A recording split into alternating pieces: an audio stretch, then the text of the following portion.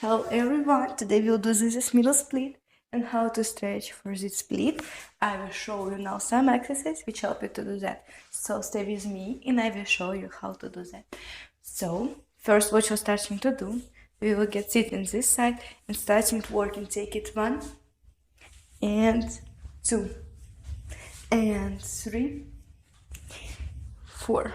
Okay, after this take 2 legs together and starting to pushing, so 1, 2, 3, 4, 5. Good work. Slowly take leg on ourselves and slowly open our leg. So 1 and 2 and 3 and 4.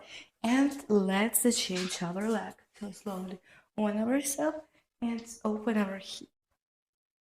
2, 3 and 4. Okay, after that, we'll try to take our legs and try to keep the balance. When you feel that you sit in this position, try take strong your legs. And if you sit good in that position, we will try slowly open and sit in this side. Amazing work. Take 2 legs together.